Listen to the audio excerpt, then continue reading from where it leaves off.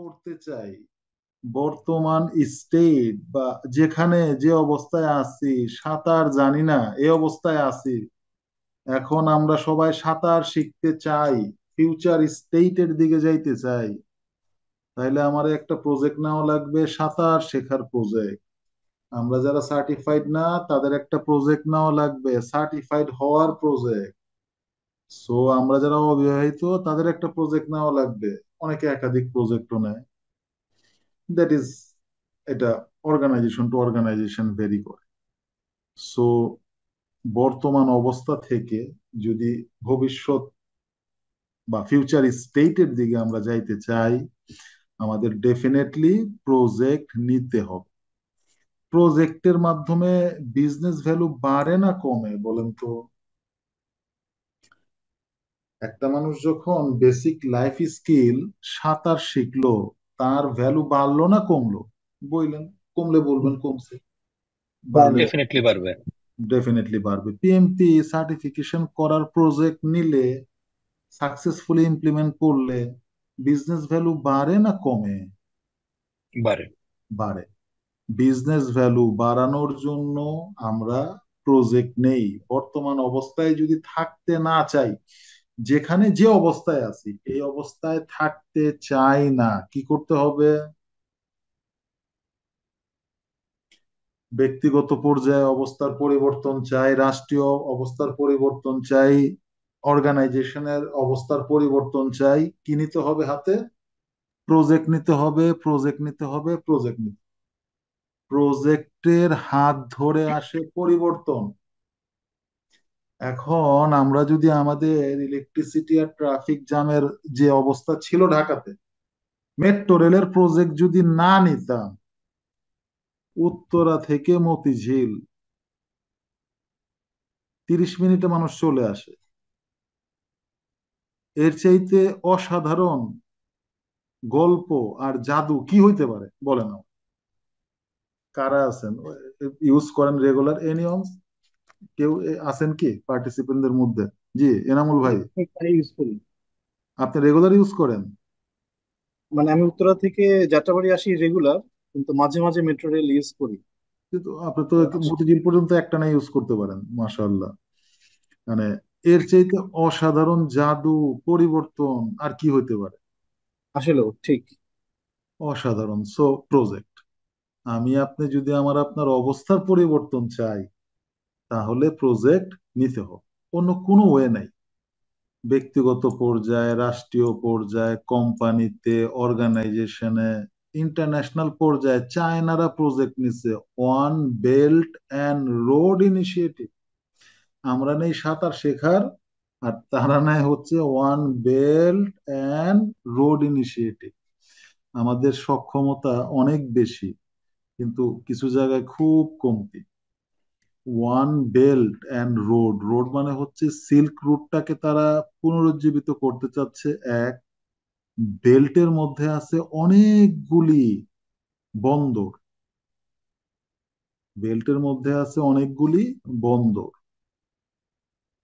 শ্রীলঙ্কার বন্দর আছে, পাকিস্তানের বন্দরে তারা ইনভেস্ট করছে। আমি কেস স্টাডি নিয়ে আসবো না আপনাদের জন্য। সো যে জন্য এখানে আসা, একটু খুব পড়াশোনাও সেরে ফেললাম আর কি ফাঁকে। সো পরিবর্তনের পথই হচ্ছে প্রজেক্ট, এবং প্রজেক্টের এই পরিবর্তনের পথটা এত সহজ না। ইটস এ পেইনফুল প্রসেস, এবং আপনাকে সময় দিতে হবে, গভর্নমেন্টকে সময় দিতে হবে। ওই 5 বছর পর পর গভর্নমেন্টের পরিবর্তন অনেক বোকা বানাইছে বাঙালিদের। আমার যদি আপনি সময় না দেন, আমি আপনার প্রজেক্ট ম্যানেজমেন্টের কি বুঝাবো? 10 বছর শুধু একটা সাবজেক্ট নিয়েই কথা বলতেছি, আলহামদুলিল্লাহ, আল্লাহ পাকের মেহেরবানি এবং দয়া। তো এইটা যদি আপনারা আমাদের সময় না দেন, সহযোগিতা না করেন সময় না দিয়া, তাহলে আমি আসলে প্রজেক্ট ম্যানেজমেন্ট আপনাদেরকে উপস্থাপন করতে পারবো না। 2 ঘন্টায় প্রজেক্ট ম্যানেজমেন্টের আগা পাস্তল সব বলে ফেলতে পারি, কিন্তু সেখানে বুঝের মতো কিছু থাকে না। তো রিলেভেন্ট টাইম, যতটুকু সময় দরকার সেই সময়টা আপনাকে দিতে হবে। ওই সময়ের মধ্য দিয়ে যখন আমরা প্রজেক্ট বাস্তবায়ন করব, আমাদের বিজনেস ভ্যালুটা ওভার পিরিয়ড অফ টাইম বাড়তে থাকবে। উত্তরার ফ্ল্যাটের দাম বাড়ছে না কমে গেছে? মিরপুরের ফ্ল্যাটের দাম জায়গার দাম বাড়ছে, উত্তরার ফ্ল্যাটের দাম জায়গার দাম বেড়ে গেছে, বেড়ে গেছে। সো বিজনেস বাড়তেছে।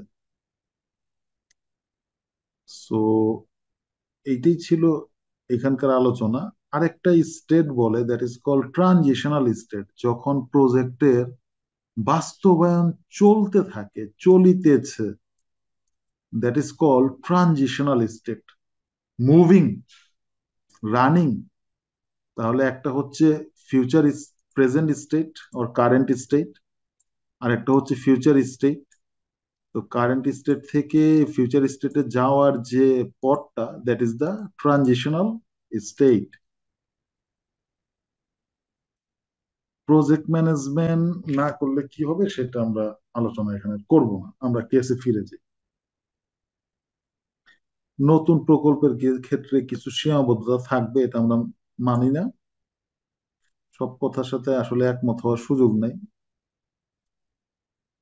সংশ্লিষ্ট সূত্রে পাওয়া তথ্য অনুযায়ী প্রকল্পের পরিকল্পনায় মোট বরাদ্দকৃত অর্থের মধ্যে 84% শিশু যত্ন কেন্দ্র পরিচালনায়, বৈদেশিক প্রশিক্ষণে 0.18, সেমিনার কনফারেন্স ও ওয়ার্কশপে 1.62, অফিস ভবন ভাড়ায় 0.43, প্রচার ও বিজ্ঞাপনে 0.4, গবেষণায় 1.79 ও পরামর্শক সেবা ক্রয়ে 1.76% ব্যয় ধরা হয়েছে। মানে 100% ব্যয়ের একটা ডিস্ট্রিবিউশন দেখাইছে যে কোন খাতে কত ব্যয় হবে, কোন খাতে কত ব্যয় হবে। তো আমরা এই কোন খাতে কতটুক ব্যয় হবে এর মধ্য দিয়ে আরেকটা জিনিসের সাথে আমাদের একটু পরিচয় হচ্ছে আর কি আস্তে আস্তে, that is distribution of budget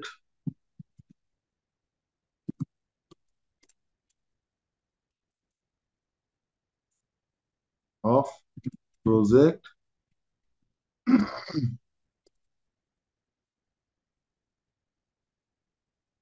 distribution of project budget, এর মধ্য দিয়ে প্রজেক্ট বাজেটের ডিস্ট্রিবিউশনটা আমরা দেখলাম। তাহলে এর সাথে আবার একটা প্যাচ আছে। এই ডিস্ট্রিবিউশন অফ বাজেট থেকে আসবে আমাদের কন্ট্রোল অ্যাকাউন্ট। এগুলি নিয়ে আমরা আরো অনেক কথা বলবো। হ্যাঁ, আমি এখনো কিন্তু একেবারে সারফেস স্ক্র্যাচিং করতেছি, একটা প্রজেক্টের কেস স্টাডি দিয়ে ডিটেল আপনাদের সাথে কথা বলতেছি। কন্ট্রোল অ্যাকাউন্ট হচ্ছে যেখানে ফাইন্যান্স কন্ট্রোলার, অ্যাকাউন্ট কন্ট্রোলার বসে থাকে। আপনি যদি কোনোভাবে এই প্রচারণার জন্য 0.4% বেশি খরচ করেন, তাইলে আপনারা কিন্তু আটকে দিবে ফাইন্যান্স কন্ট্রোলার। ফাইন্যান্স কন্ট্রোলার বলবে, you are not allowed to incur any cost exceeding 0.4%. You have to limit your cost within this percentage. That is called control account. Control অ্যাকাউন্টের কনসেপ্টটা আসবে আপনার এখান থেকে, প্রজেক্টের বাজেটের ডিস্ট্রিবিউশন থেকে, কোন কাজের জন্য কতটুকু আপনি ডিস্ট্রিবিউট করছেন। বিশ্ব স্বাস্থ্য সংস্থার হিসাব অনুযায়ী সারা বিশ্বে বছরে পানি ডুবে এত মানুষ মারা যায়, তার মধ্যে 90%ই ঘটছে নিম্ন মধ্যম আয়ের দেশে। আর বাংলাদেশে পানিতে ডুবে মৃত্যুর ঘটনা 19,000, এর মধ্যে 14,000 18 বছরের কম বয়সী। তারা তথ্যগুলি দিচ্ছে, দ্যাট ইজ, আমরা এটাকে কি বলবো, need assessment, pre project work. এই যে গল্পগুলি যা বলতেছে এগুলি সব প্রি প্রজেক্ট ওয়ার্ক, তথ্য যার ভিত্তিতে, যে সকল বিষয়ের ভিত্তিতে প্রজেক্টটা ইনিশিয়েট হয়েছে তার তথ্য। স্বাস্থ্য অধিদপ্তরের জনস্বাস্থ্য বিষয়ক কমিটির সদস্য ও পাবলিক হেলথ অ্যাসোসিয়েশন অব বাংলাদেশের প্রেসিডেন্ট অধ্যাপক ডাক্তার আবু জামিল ফয়সাল বণিক বার্তাকে বলেন, বাস্তবিক অর্থে মৃত্যু ঠেকাতে যে প্রকল্প নেওয়া হয় সেখানে সমন্বয়হীনতা দেখা যায়। এই প্রকল্পের ক্ষেত্রেও তাই হয়েছে। এখানে সমন্বয়হীনতা, কোঅর্ডিনেশনের অভাব। প্রজেক্টের প্রথম দিন আপনাদের সাথে আমি একটা বিষয় আলোচনা করছি যে প্রজেক্টের সবচেয়ে রিস্কি পার্ট হচ্ছে ইটস ক্রস ফাংশনালিটি।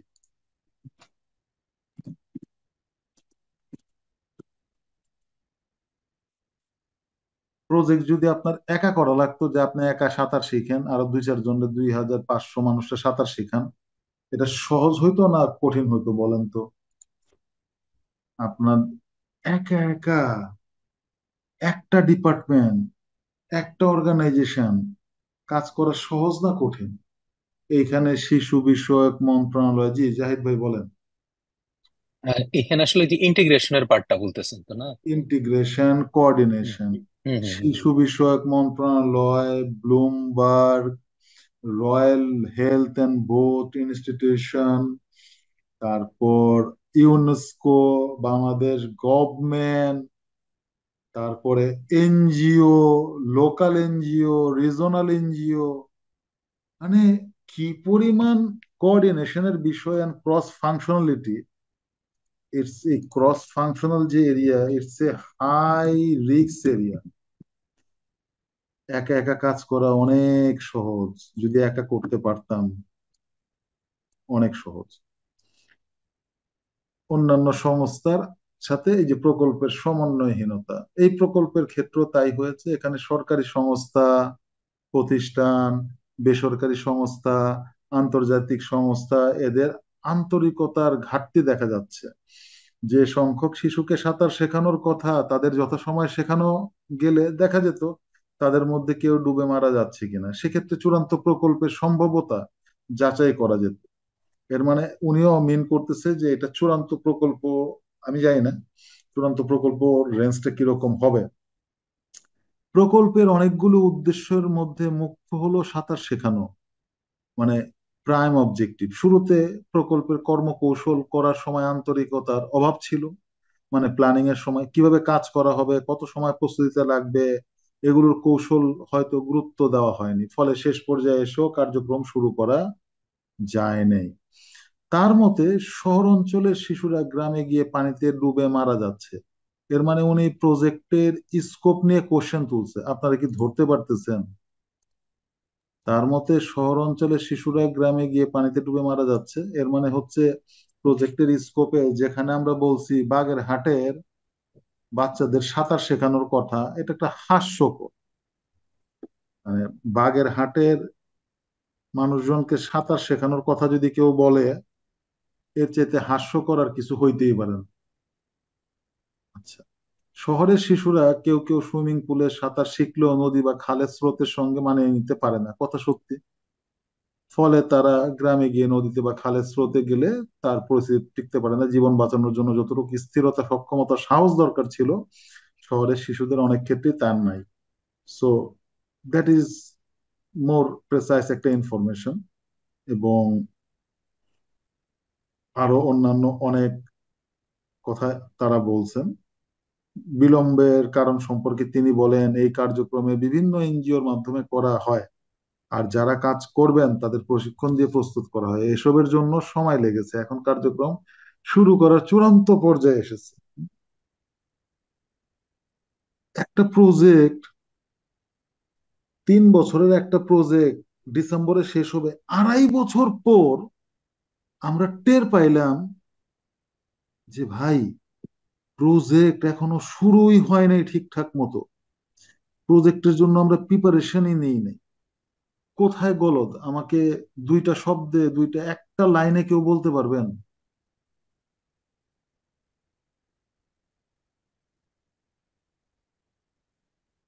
একটা প্রজেক্ট 2.5 বছর পর আপনারা, আমরা টের পাইলাম যে এটা সময় মতো শেষ হবে না। 2.5 বছর পর এসে বলতেছি, যেখানে ডিসেম্বরে শেষ হয়ে যাওয়ার কথা, এখন এসে আমরা বলতেছি যে আরো 1 বছর বাড়াইতে হইব।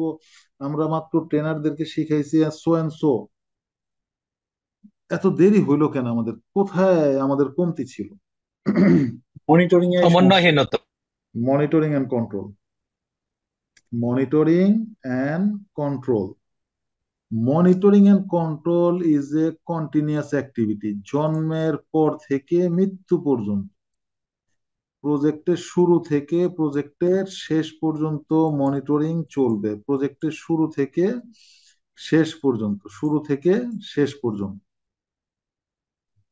মনিটরিং শিখতে হবে আমাদের কার কাছে? সুলাইমান আলাইহিস সালামের কাছে।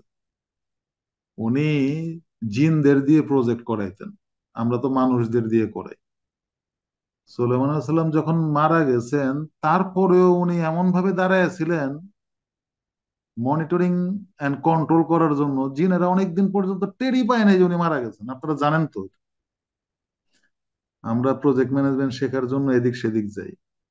মনিটরিং এন্ড কন্ট্রোল শিখতে হবে সুলাইমান আলাইহিস সালামের কাছে, যাতে প্রজেক্ট ম্যানেজার মরে গেলেও লোকজন টের না পায়। Monitoring and control should be like that from very beginning to end of that project. Project manager যখনই মনিটরিং এন্ড কন্ট্রোল বন্ধ করবে, ইনএফেক্টিভ হবে, তখনই টোটাল প্রজেক্টের ডিসরাপশন হবে এবং কোনোভাবেই সেই প্রজেক্টকে আপনারা সাকসেসফুল করতে পারবেন না। 2.5 বছর পর আইসা আমরা টের পাচ্ছি যে যা করার কথা ছিল তা হয় নাই, যা হওয়ার কথা ছিল তা হয় নাই। That is not the project management. আমরা প্রজেক্ট ম্যানেজমেন্টের মনিটরিং এবং কন্ট্রোল করব একেবারে শুরু থেকে শেষ পর্যন্ত। অনেক গল্প হইলো প্রজেক্ট ম্যানেজমেন্ট নিয়ে, একটু পড়াশোনা করি। একটু পড়াশোনা করে একটা এক্সামের লিঙ্ক পোস্ট করব, পোস্ট করে আমাদের গল্প শেষ হবে।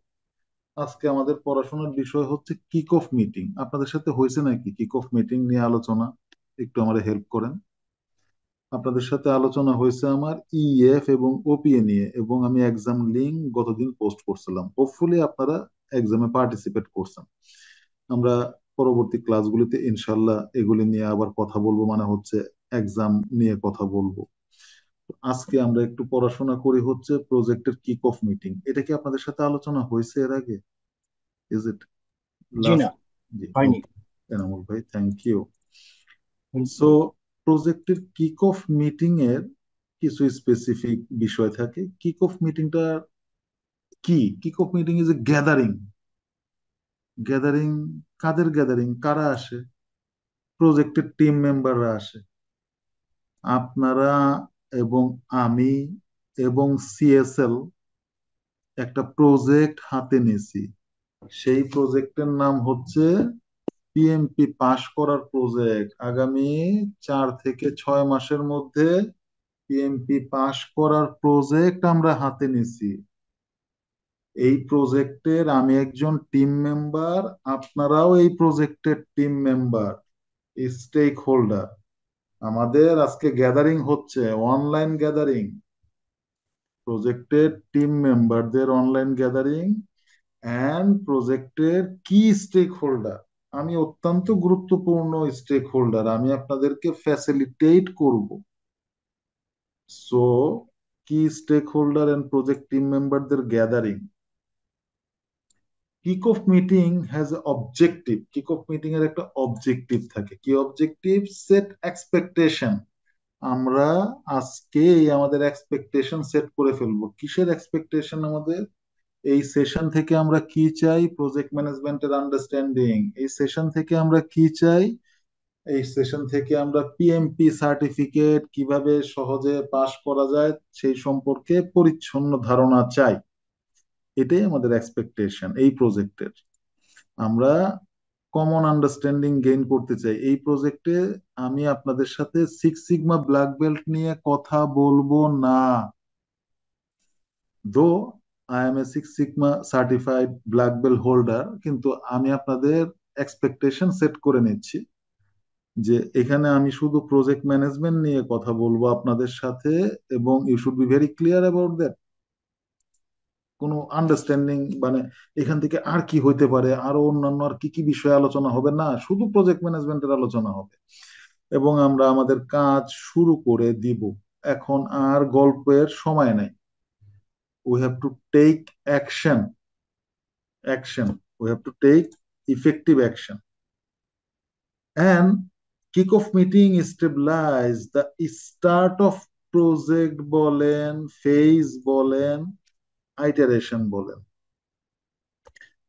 প্রজেক্ট ফেজ আর আইটারেশনের মধ্যে একটু তফাৎ করি, দুইটা জায়গায় তফাৎ করি প্রজেক্ট আর ফেজের মধ্যে। প্রজেক্টের সাইজ যদি অনেক বড় হয়ে যায়, বিশাল প্রজেক্ট, তাহলে আপনি এক কাজ করেন, ফেজ বাই ফেজ ভাগ করেন। এই ভাগ করাটা সময়ের ভিত্তিতে হতে পারে, 1 বছর 1 বছর 1 বছর 3 বছরের project.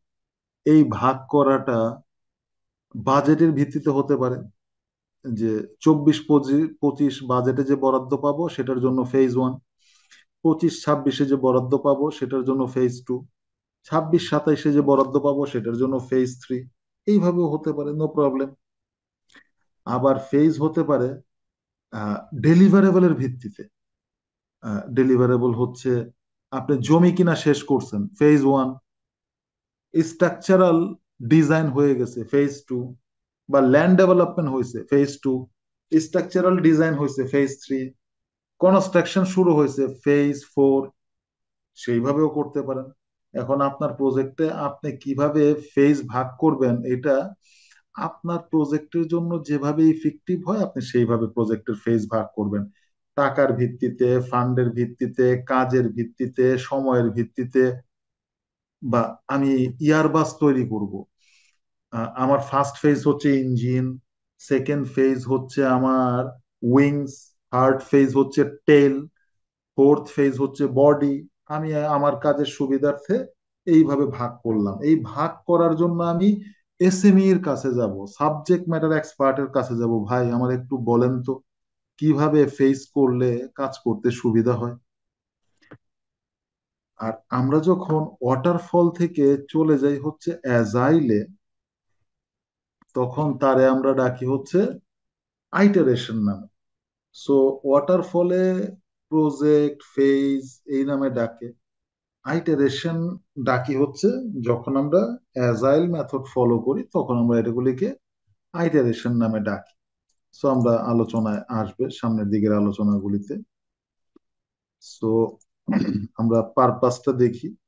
Team learns the purpose and mission, প্রজেক্টের মিশন কি, প্রজেক্টের পারপাস কি, এবং এই কিক অফ মিটিং এর মধ্য দিয়ে আমরা পারপাসটাকে কমিউনিকেট করি, আমরা কমিটমেন্ট গেইন করি, টিম মেম্বারদের কমিটমেন্ট। আপনারা যে প্রজেক্টে আসলেন, আপনাদের প্রজেক্টের অবজেক্টিভ হচ্ছে পিএমপি সার্টিফিকেট অ্যাচিভ করা আগামী 4 থেকে 6 মাসের মধ্যে। আপনাদের কি কমিটমেন্ট থাকতে হবে? প্রতিদিন আমি 2 ঘন্টা পিমবক নিয়ে গবেষণা করব। এই কমিটমেন্ট টিম মেম্বারদের থাকতে হবে, আদারওয়াইজ প্রজেক্ট অ্যাচিভ করা সম্ভব না। এখানে রোল এবং রেসপন্সিবিলিটি ডিফাইন করব। এখানে আমরা কি করব, রোল এবং রেসপন্সিবিলিটি ডিফাইন করব। কিক অফ মিটিং এ কি কি রোল আছে, পার্টিসিপেন্টস, কি কি রোল আছে, ফ্যাসিলিটেটর, কি কি রোল আছে, কোর্স অ্যাডমিনিস্ট্রেটর, কার কি রেসপন্সিবিলিটি, রোল ডিফাইন করলাম, ফ্যাসিলিটেটর, পার্টিসিপেন্টস, কোর্স অ্যাডমিনিস্ট্রেটর আমাদের ইমরান ভাই। Now come to the point of responsibility. আপনাদের কি রেসপন্সিবিলিটি আপনারা ডিফাইন করেন, আমি বলবো না। আমার কি responsibility, let me define my responsibility. So kick off meeting এ কি হচ্ছে, রোল ডিফাইন হচ্ছে, রেসপন্সিবিলিটি ডিফাইন হচ্ছে। এইটা, এই কিক অফ মিটিংটা সাধারণত হয় end of planning, kick off meeting, start of execution. Kick off meeting এর মধ্য দিয়ে আমরা আসলে কাজে ঝাঁপায়া পড়ি, কাজে, অ্যাকশন। প্ল্যানিং শেষেই কিক অফ মিটিংটা হয় কাজ শুরু করার জন্য। Initiation, planning, executing, monitor control and closing. এই যে মনিটর কন্ট্রোলটা আমরা এখানে বললাম, ইট ডাজন্ট মিন যে ভাই আপনি প্ল্যানিং শেষ করেন, এক্সিকিউশন করেন, তারপরে আইসা একদিন আমরা মনিটর করতে বসবো, বিষয়টা এরকম না। বিষয়টা হচ্ছে একেবারে ইনিশিয়েশন থেকে শুরু করে আপনার মনিটরিং এন্ড কন্ট্রোল চলতে থাকবে। আবার অনেক সময় ছোট প্রজেক্টের ক্ষেত্রে যেটা হয় যে একটা টিমই কাজ করে, তারা ইনিশিয়েটিং, প্ল্যানিং সবকিছু নিজেরা করে। আবার বড় বড় প্রজেক্টের ক্ষেত্রে মাল্টিপল টিম থাকে, সেখানে ইনিশিয়েটিং, প্ল্যানিং, এক্সিকিউটিং এগুলি আলাদা আলাদা স্টেজ হইতে পারে। এবং কিক অফ মিটিং কখন করব, কাজ শুরু করার আগে, অথবা আপনি যদি ফেজ বলেন, আমার প্রজেক্ট 3টা ফেজে ভাগ করা, ফেজ 1, ফেজ 2, ফেজ 3, তাহলে আপনি প্রতিটা ফেজের আগেও ডেফিনেটলি কি করতে পারেন, কিক অফ মিটিং করতে পারেন। এবং এই কিক অফ মিটিং এর মধ্য দিয়েই পার্টিসিপেন্টসরা একজন আরেকজনের সাথে পরিচিত হয়, চিনে জানে কার কি স্কিল আছে সেটা সম্পর্কে জানে। কিক অফ মিটিং এ পিম্বক বলে যে আপনি রিস্ক ম্যানেজমেন্টের প্ল্যান ডেভেলপ করার জন্য কিক অফ মিটিং এ, আমি জানি না এটা কিক অফ মিটিং এ আমার দ্বিমত আছে যে কিক অফ মিটিং করতে যে রিস্ক ম্যানেজমেন্টের প্ল্যান ডেভেলপ করা সম্ভব কি সম্ভব না, কিন্তু বই যেহেতু বলছে পাশও তো করতে হবে, এই জন্য আর কি ডিনাই করতে পারি না আমি। বাট আমি আমার দ্বিমত পোষণ করলাম, দ্বিমত তো পোষণ করতেই পারি। সো বই বলছে যে কিক অফ মিটিং এ এই ম্যানেজ আমাদের রিস্ক ম্যানেজমেন্টের প্ল্যান ডেভেলপ করা উচিত। বাট আপনারা একটু চেষ্টা করে দেখেন যে এটা করতে পারেন কিনা, এটা কতটা feasible I don't know, but বই এরকম বলে, হয়তোবা সম্ভব। একটা কিক অফ মিটিং সাকসেসফুল হয়েছে কি হয় নাই বুঝবো কিভাবে? সবার মধ্যে কমন আন্ডারস্ট্যান্ডিং গ্রো করছে কিনা বলেন তো ভাই, আমাদের কিক অফ মিটিংটা একটু দেখি। আমাদের এই প্রজেক্টের উদ্দেশ্য কি বলেন, বলেন এনামুল ভাই, আমাদের এই প্রজেক্টের উদ্দেশ্য কি? সাইব ভাই? সার্টিফিকেশন। পিএমপি সার্টিফিকেশন, একেবারে ক্লিয়ার, ক্রিস্টাল ক্লিয়ার। আপনাদের রোল কি? আপনাদের রোলটাকে কি বলে? পার্টিসিপেন্ট। আপনাদের রেসপন্সিবিলিটি কি? রেসপন্সিবিলিটি স্টাডি করা রেগুলার বেসিস। স্টাডি করা, মক টেস্টে পার্টিসিপেট করা, আমরা যে লিঙ্কগুলি দেই সেই এক্সামগুলিতে পার্টিসিপেট করা, এবং অ্যাসাইনমেন্ট সাবমিট করা। এখনো পর্যন্ত সেই দুর্দিন তো আসে নাই, অ্যাসাইনমেন্ট সাবমিট করতে হবে ডকুমেন্ট ডেভেলপ করে করে। সো অ্যাসাইনমেন্ট না করলে বিষয়গুলি পরিষ্কার হবে না, ভুলে যাবে। এন্ড তাহলে রোল এবং রেসপন্সিবিলিটি গুলি বুঝে গেল। আপনারা এক্সপেক্ট কি করতেছেন? সময় মতো ক্লাস শুরু হবে, বিষয়গুলি আপনাদের কাছে সহজবোধ্যভাবে উপস্থাপন করা হবে, এবং যে ধরনের স্টাডি ম্যাটেরিয়াল দরকার, বেশিও না কমও না, সেই ধরনের স্টাডি ম্যাটেরিয়াল আপনাদেরকে প্রোভাইড করা হবে, যাতে আপনারা সুন্দরভাবে কোর্সটা শেষ করতে পারেন এবং সার্টিফিকেশনটা অ্যাচিভ করতে পারেন। এই হচ্ছে এক্সপেকটেশন। এবং আরেকটা জিনিস একটু বলে রাখা ভালো, যে রিলেভেন্ট কোর্স রিলেটেড ম্যাটেরিয়াল গুলি আমরা নিয়মিত এখানে পোস্ট করব। আশা করি সেটা ব্যবহার করে আপনারা আহ লাভবান হবেন এবং সার্টিফিকেশনটা ইনশাল্লাহ অ্যাচিভ হয়ে যাবে। তাহলে আমাদেরটা সাকসেসফুল হয়েছে। আমরা ভুল করি কি কিক অফ মিটিং এ? আমরা ইনফরমেশন ব্রডকাস্টিং করি, আপনাদের কথা শুনতে চাই না, আপনাদের কথা শুনতে চাই না। আমরা ব্রডকাস্টিং ইনফরমেশন, ঠাটা ঠাটা করে আমার কথা আমি বলে গেলাম, এইটা অ্যাজুমিং এভরিওয়ান নোজ ইজ আদার, একজনের সাথে আরেকজনের পরিচয় হওয়ার সুযোগ না দিয়ে আমরা ধরে নেই যে সবাই সবারই চেনে, সারোয়ার ভাই সাইদ ভাইরে চেনে, জাহিদুজ্জামান ভাইরে আমরা চিনি, সারোয়ার ভাইরে আমরা চিনি, ফেরদৌস ভাইরে আমরা চিনি, হয়তোবা চিনি হয়তোবা চিনি না, এটা একটা wrong message. Lack of relevant theme and unifying message. এই যে আপনাদের সাথে সাঁতার শেখানোর গল্প করলাম, এটা প্রজেক্টের বাইরে ছিল? একটা লাইনও কি প্রজেক্টের বাইরে ছিল? বা আমাদের যে রিলেভেন্ট থিম, আমাদের যে টার্গেট, যে অবজেক্টিভ, তার বাইরে ছিল কি? গল্প তো করলাম সাঁতার শেখানোর, এবং একেবারে রিসেন্ট গল্প। এমন গল্প না যে আপনি জানেন না শুধু আমিই জানি, এরকমও না। আপনার আশেপাশের যা ঘটতেছে আমি সেটাই আপনার সামনে উপস্থাপন করছি। সো এই জিনিসটা আমাদের একটু মনে রাখতে হবে। So thank you so much, and I am really grateful for your valuable time. Project management নিয়ে কথা বলতে ভালো লাগে, ভালোবাসি, এবং প্রজেক্ট ম্যানেজমেন্টের গল্প করতে